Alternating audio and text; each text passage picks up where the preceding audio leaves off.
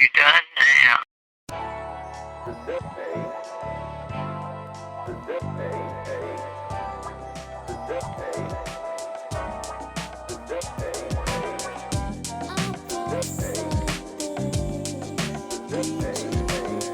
He joins us right now to talk about the new HBO Max series, as well as his incredible career. Graham McTavish joins us this morning. Graham, how you doing, sir? Very well indeed. Nice to be here.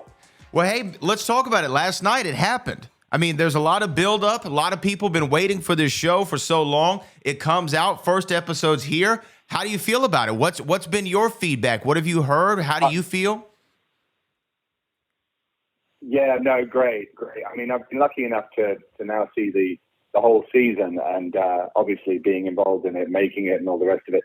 But, you know, when you're making a show like this, it's a juggernaut, it's huge, it's very, very complex, and it also has a legacy from the original series. You know, you're going to be a little apprehensive. You know, you want it to go well and you want people to like it, but the reaction has been great. So I think everyone's very happy.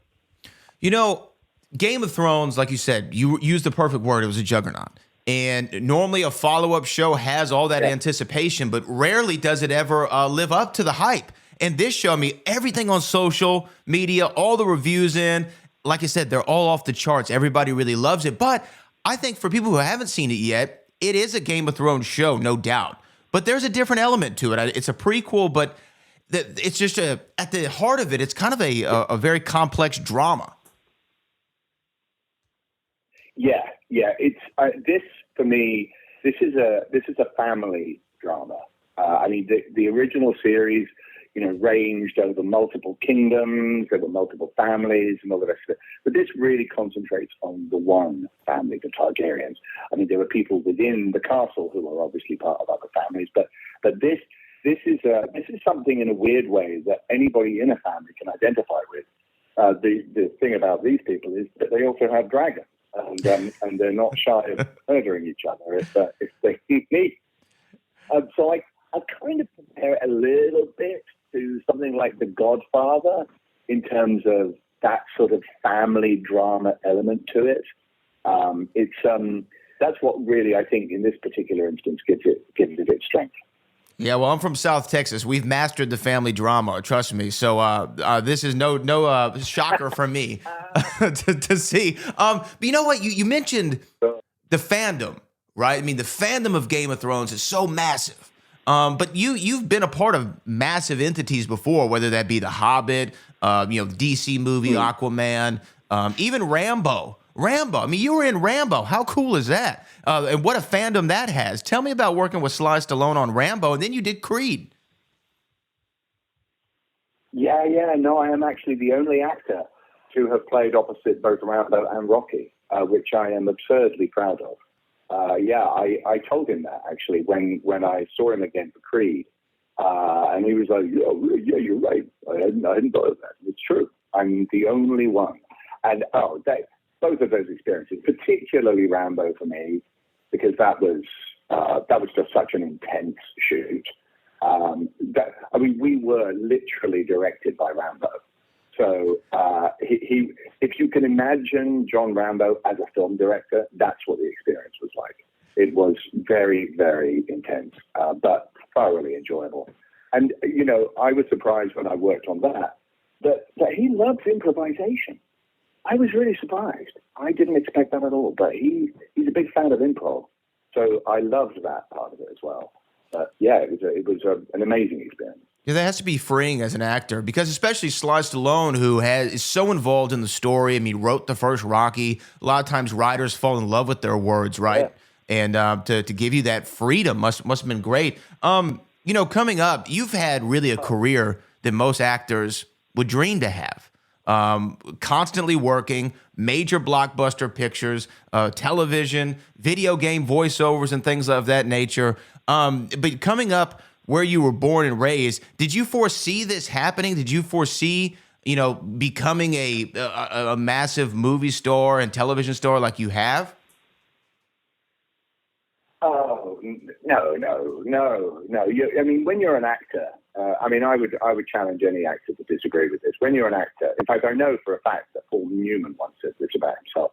You are always expecting somebody to tap you on the shoulder and say, "Oh, no, there's been a terrible mistake. Oh, good grief! No, you're terrible." And so there's always that little thing in your mind where you always carry with you. And when you start out in this business, unless you're incredibly lucky, you have to work really hard, and you get rejected all the time, and you have to pick yourself up and carry on. I mean, you talk about Stallone. Stallone's a perfect example. I mean, he was I think he was in his 30s when he wrote Rocky. And, you know, that's a man who is the perfect example of somebody who just gets up when he gets knocked down in his own life. And I think that's what actors do. They develop a very thick skin, and you have to be sort of almost insane to pursue this life. Well, you know, you mentioned someone like a Paul Newman or Sylvester Stallone. Who were your influences, though, coming up? I mean, who did you look to? Because I always think you have to steal from the best, right? See how the greatest do it and figure out what got them to that point. Who are some of the ones that you would really look at? Oh, for me, I mean, I was still a massive Clint Eastwood fan. I was hugely just every movie I've seen those multiple times. I used to stand in front of the mirror when I was a teenager and look at myself and will my face to become more like Clint Eastwood. I would just stand there and furrow my brow. Come on, you can do it. But so there was him, people like Gene Hackman, who I've long admired as a great, one of the great character actors. And the wonderful thing about someone like Gene Hackman as well is that you know almost nothing about his private life. I mean, he conducts himself with such dignity. You know, he's made incredible films, but he leaves that on the table and says, "That's me. You don't need to know anything more about me." And I've always admired that. So, yeah. Well, I mean, and we really do live, though, in an age where, you know, there is no such thing as privacy, even for people in the private sector, right? We put our entire lives on social media, and I do like my movie stars to have a little bit of a mystery about them. I didn't know, you know, what Marlon Brando did every day. I didn't know what he ate at lunch. You know, I mean, I knew he was Marlon Brando, and he was in The Godfather, and he was Jor-El. You know, I mean, that's the extent that I knew about him, right? Absolutely, and I think that's really important for me. I mean, I try and limit, you know, anything about my own life to you know, I barely talk about it because I think you owe a duty to the project that you're in and the character that you're portraying to try and make it about them. You know, so I don't want people to see, you know, me and my opinions about whatever it is. I want them to see me in the character, and that's, you know, and they can see me in other characters, which is great. But I want the character to live. That's my job, and so that's what I try and do. When you talk about character, you've been, like I said, in massive films, massive properties. I mean, sprawling epics. But you've also been in small dramas. Do you have a preference of one or the other? I mean, I enjoy them both. I just did an independent film in Montana, actually, called Somewhere in Montana, that will be out next year. And that's a lovely, local, independent movie that deals with big subjects, you know, about, you know, listening to people. You know, it's kind of unfashionable these days to actually listen to what somebody else says who has a different opinion to you. But this movie is kind of about that. And I loved that sort of intimate, small-scale production.